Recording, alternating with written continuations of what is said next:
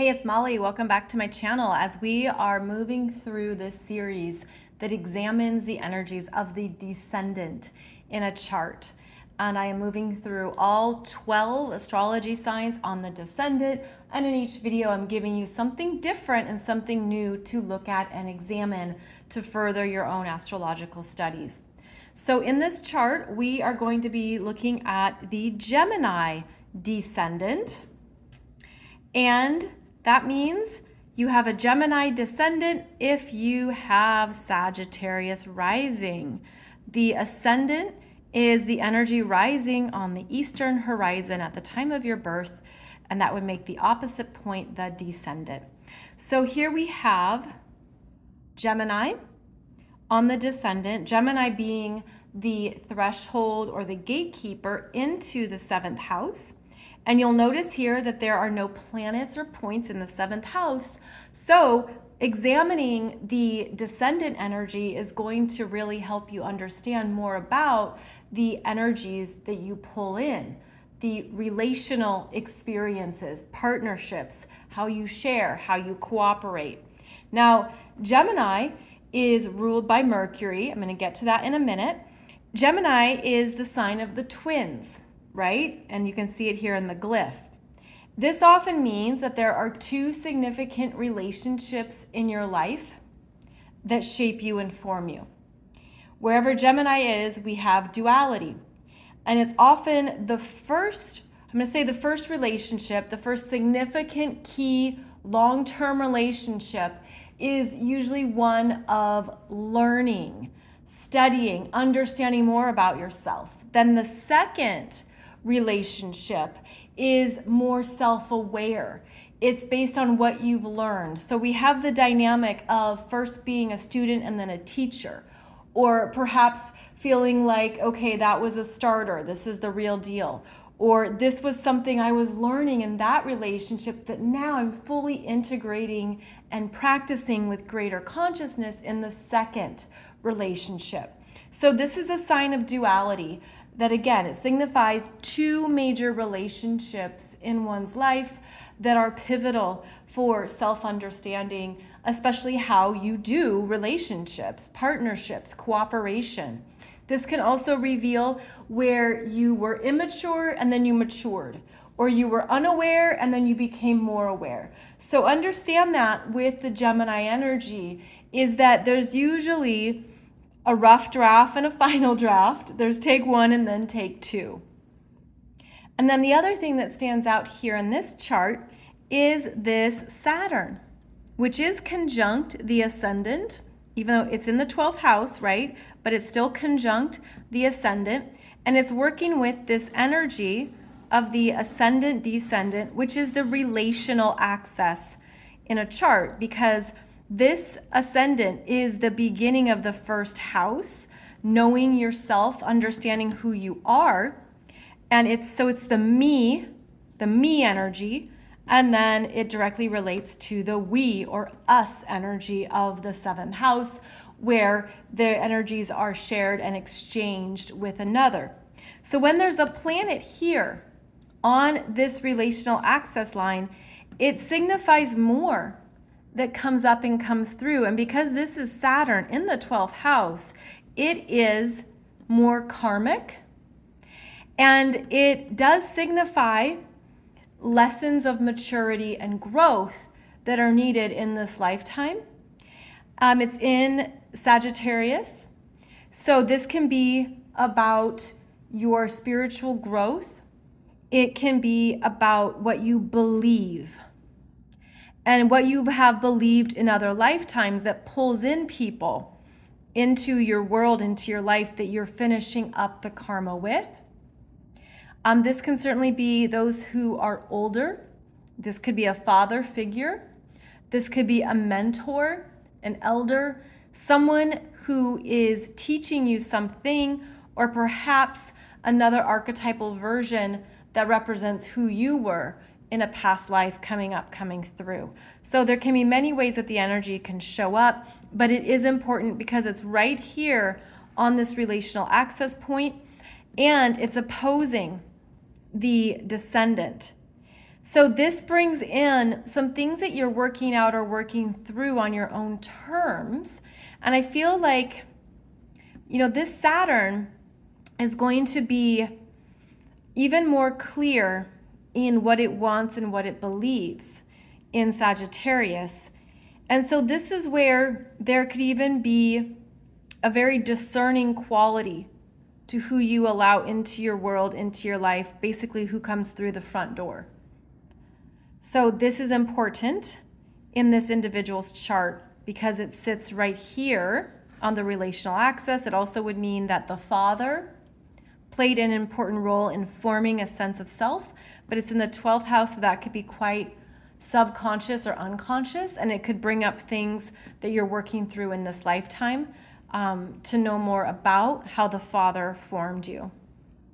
So going back here to the Gemini rulership on the Descendant, Gemini is ruled by Mercury, and we find Mercury up here at 22 degrees of Libra, exactly conjunct the North Node. So the North Node is where you're growing in this lifetime, what you're meant to be learning. It's often about fated developments. We call it destiny. It all sounds very romantic. But it shows us that in Libra, there's people that are meant to show up for this person. And it's going to be through these shared interests. It's going to be through perhaps working together. And I would say that with this chart, with Mercury conjunct the North Node in Libra in the 10th house, this rises the importance of work, co-workers, people you're in charge of, people who look up to you. And so part of this, all of this is really important for how it forms these types of connections, where it's like, oh, I meet people in the office or through my work. Now, Libra in the workplace can be an agent, a negotiator, someone who goes back and forth to do deals. It can be someone who is very good at working with people. And you'll see here that, in fact, this chart, there is Mercury, North Node, Sun, Venus, and the Moon all in Libra. So we've got a very Libra individual here who's all about the compromise. Let's talk it out. Let's work it through. And there's an elevation here of communication skills. So this is someone who could also be very good at teaching, presenting, maybe someone who directs others, who helps and shows them the way. But this Mercury, more specifically, conjunct the North Node, I would interpret this to mean there's people you're destined to meet in this lifetime who will be partners for you. And that can be professional partnerships. The 7th house is how we interact with others in all areas of our life. It's how you do relationships in all areas of your life. And so this can be someone who, because of the focus here on the 10th house, including the sun and that Venus being so prominent conjunct the midheaven, this is someone who is meant to be seen, who is meant to also trusted, someone who's meant to be a people person, who's good at those conversations, delegations, things that need to be handled and solved. This could be someone who's in charge of HR, for example, who deals with a lot of people and all their stuff, right? And they're learning that this is a lifetime of considering others. I mean, this is a super Libra here. And so this is someone who actually will naturally meet people. They're meant to meet people in this lifetime, and then they're looking at how well they can have conversations with them. And with that Mercury ruling the Descendant, it's how you're able to share your world, share your life, share what's going on in your head, what you're thinking, what you did every day. Mercury being about our everyday exchanges and energies. So this is someone who needs partnerships that understand their work priorities, understand that a lot of their world is going to be spent up here in the 10th house. It's going to be something that needs to be honored in order for those connections to work. So they also need people who show up, who will allow them to work long hours or take those business trips or focus on what they are achieving and what they're doing professionally, especially because that is a huge focus in their life overall, right? And then that conjunction, again, to the North Node is really important because it emphasizes that this is a lifetime of balance. And perhaps this is someone who overdoes it with work, or who's the last to leave at the end of the day, who doesn't take weekends off, but they need to balance their energy. And they also need to know too that they're supported, that they can delegate and rely on others to take care of things as well. So this Mercury conjunct the North Node in Libra is important for their daily interests, what again they find that they want to talk about and discuss. I would say this person needs someone with very strong air in their chart. They need someone who gets all of this Libra energy, not to mention Gemini, an air sign, on the Descendant. So they need someone who is mentally competent, who has their own interests, their own world, their own life, and who can listen, talk, share, collaborate, cooperate. All of that becomes even bigger here when they have this strong energy in Libra. So another thing we then do would be say, okay, we know that Gemini is ruled by Mercury. Mercury is in Libra, and Libra is ruled by Venus, who's in Libra, conjunct the midheaven. So this is someone who is more prominent, who is probably well-liked. They could be a leader in the workplace and who's meant to be seen. This is a stylish energy. This is someone who, again, is good with humans, good with people, and who can see both sides of the picture. This could certainly be someone who, let's say, is a judge, right? And they have to take some things seriously, make calculated decisions, be very informed, but do it with a natural grace. So this Venus also raises up how they're seen and viewed, and that's going to be important to them. And perhaps that even makes them selective in who they allow into their world and into what they go about and experience every day. I would say this also means with the strong Libra, especially in the 10th house, they know a lot of people.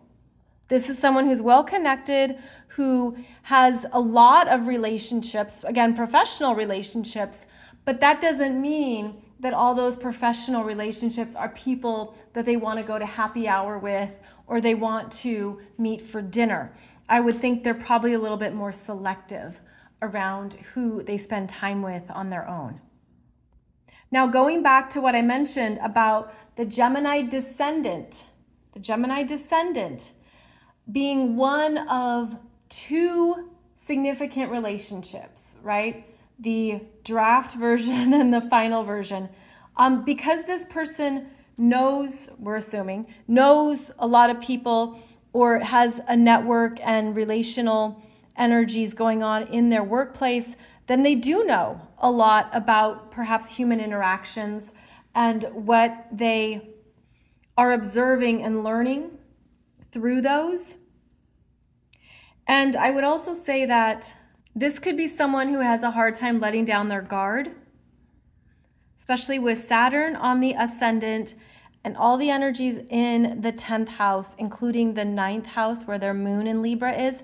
So this is probably someone who is learning about their emotional world, who isn't naturally going to lead with that, who might even be learning about their work-life balance and vulnerability. And those could be areas that they are putting their toes in, learning about themselves and understanding what that means. Also, it could be that if they're too much in their head with all of this air energy in their chart, that they have to drop into the heart more intentionally to find more of those connections that are allowing them to understand their own emotional world. And yet with all this air sign energy, especially the moon in an air sign, they don't naturally seek that out. So they might have a hard time understanding other people's emotional world because they're going to rationalize it. They're looking for logic. They're looking for a way to understand what's going on that isn't always about the emotional process. But as you can see, there is Neptune and Jupiter in Scorpio. So there is ability to go deep into that, into those energies. It just might not be their first route, so to speak, or their first choice. So the Gemini Descendant seeks out people you can talk things through with, who are interested in your daily life. The Gemini Descendant really brings up the role of your natal Mercury. So look at your natal Mercury for more that you enjoy discussing, talking about, thinking about, even travel, which is mercurial, even what you're looking to do on the weekends and how you want to spend your free time, what is fun for you. Those can be other themes that the Gemini Descendant looks for in other people. And it's what you want to share. Because again, this is the energy of how you share energy and how you seek out others to share that same energy with. So in each of these videos, I'm showing and highlighting something different, and we will move on and look at the Cancer Descendant next, where I will also show you some new things to take into consideration in your own chart.